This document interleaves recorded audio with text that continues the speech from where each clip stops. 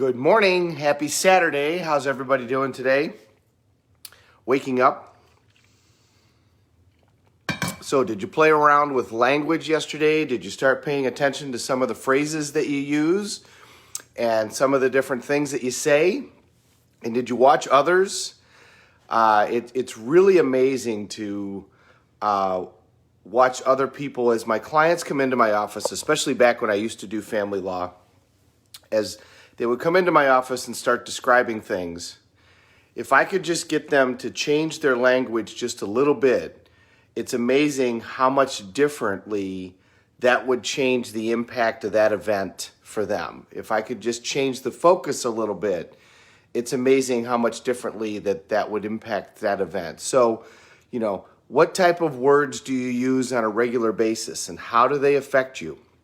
What type of phrases do you use on a regular basis and how do they affect you? When I went through my personal financial crisis stuff, coming up on 9 years ago, for a while I told my story. I kept showing everybody the photos and I kept showing the stuff and I kept telling the story.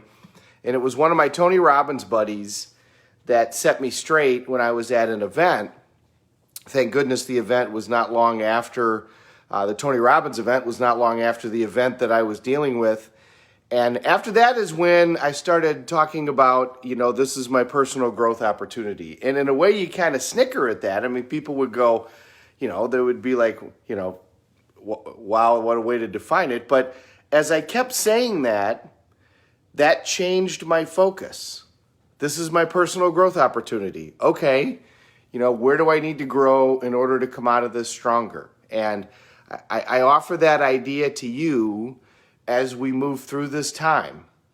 What are the ways in which you can come out of this stronger? There are going to be people and companies that come out of this crisis, come out of this personal growth opportunity incredibly strong. And there's going to be small numbers that survive that gobble up the bigger numbers. And the way that they're going to do that is they're going to do that by changing their focus. Rather than focusing on the problem, they're going to focus on how can we get stronger from this? How can we benefit? How can we create more value than everybody else so that we benefit from this situation? If you're a company right now asking yourself, how can we create value for everybody else in this situation? That's going to expand your ability to influence your customer base and do what is necessary in order to move through. And the power of language in order to accomplish that task is amazing because it changes your focus. So let's talk about something a little bit different today. So remember, 3 things decide our state: our physiology, our focus/belief, and then our language. We've talked about physiology a great deal. We're going to talk about it more. And then we talked about language yesterday. So today we're going to talk about focus/belief. Focus, you recall, I talked about, that was the telephone pole story. And I'll tell that story again. I'm not going to tell that this morning. I want to tell a different story. But if you just briefly, if you're going down a road and you go off the road and there's a telephone pole every mile, and all you do is say to yourself, don't hit the pole, don't hit the pole, don't hit the pole, don't hit the pole, pole, what do you think is going to happen? You're going to go right into that telephone pole. Whatever you focus on is what you get. Remember that phrase. Whatever you focus on is what you get. But today, let's talk about it's focus/belief. So let's talk about belief. Can 2 people have the exact same experience and have 2 completely different outcomes with regards to that experience? Can they define it in 2 completely different ways? Absolutely. So, going to give you an example. It's an older example, but it's still a good example. There was a singer named Carly Simon. For you young people, it was actually even a little bit before my time, but for you young people, look her up. Look up the song "The Spy Who Loved Me." Carly Simon was a big deal at one time, incredibly famous singer, and she could not get on stage. She suffered from severe stage fright. Paralyzing, she called it, stage fright. Paralyzing. Good language. Here were the symptoms that she had with regards to her stage fright when she was interviewed. She said, when I was getting ready to go on stage, my mouth would get dry, my palms would get sweaty, my heart would start racing, and my muscles would get tense, and then I knew that I was going to have a panic attack and I couldn't get on stage. Now, at the same time, there was a guy around named Bruce Springsteen, the boss. Bruce Springsteen not only liked to get on stage, he loved to get on stage. And when he got on stage, he wouldn't get off stage. He played and played and played. I saw the guy once in Des Moines, Iowa. I mean, after 3.5 hours, you're like, okay, Bruce, I'm ready to go home. Now, Bruce Springsteen was interviewed, and he was asked, do you ever get tired of it? I mean, you're on stage constantly. You're touring constantly back then. Do you ever get tired of it? And does it ever get old? And here's what Bruce said. It never gets old. Every time I'm getting ready to get on stage, the following things happen. My mouth gets dry.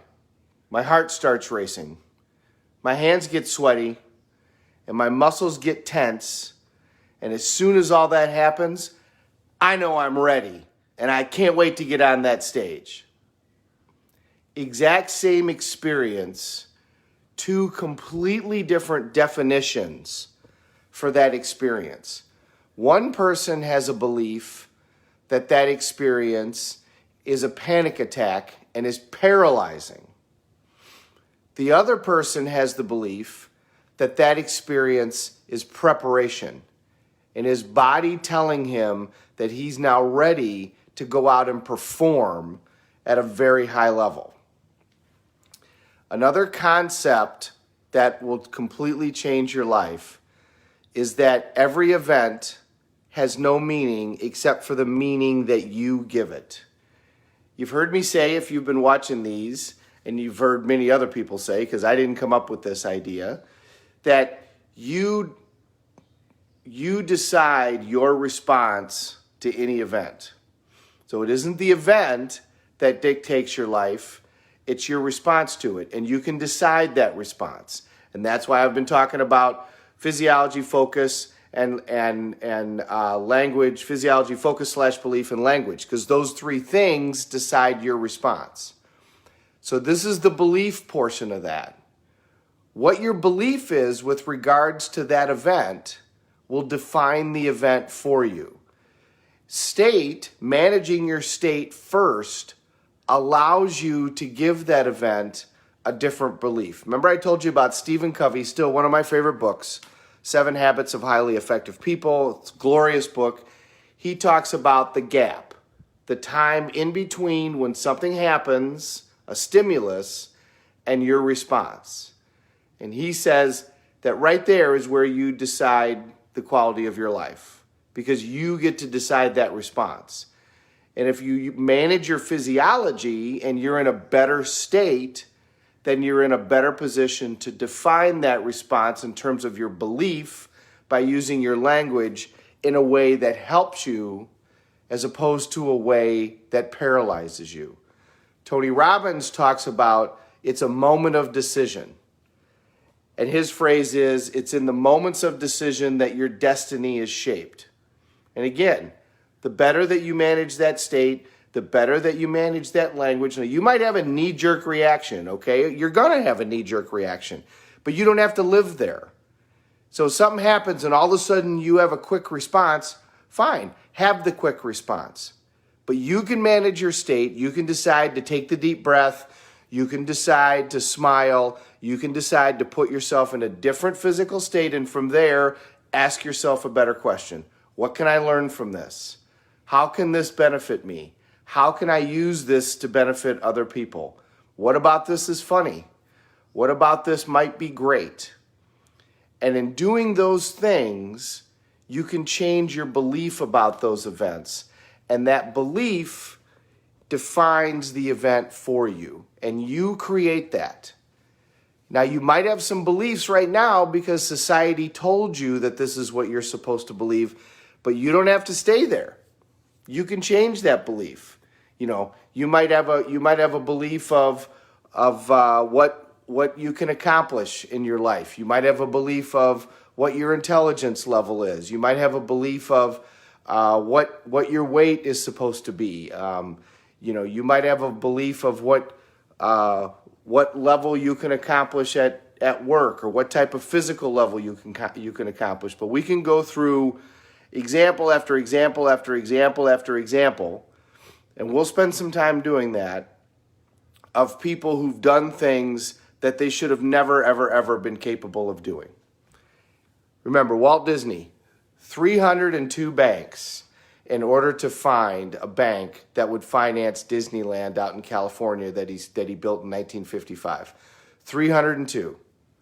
Thomas Edison, 10,000 experiments before he found the incandescent light bulb. One of these days I'll tell the Sylvester Stallone story. It's an amazing story. But all of these guys manage their state, they manage their physiology and their focus, and they manage their belief. Mother Teresa, take a look at her story, and take a look at how she managed her beliefs about what was possible and what she actually accomplished in her life.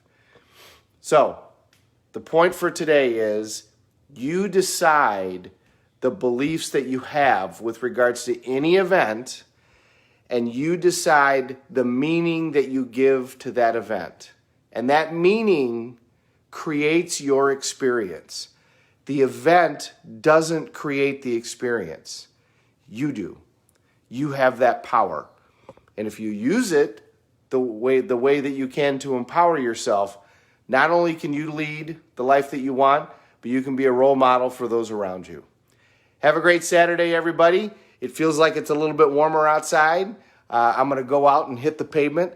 Thank you so much for watching. It's been an honor to get here to chat with you guys every day, and I can't wait to see you tomorrow.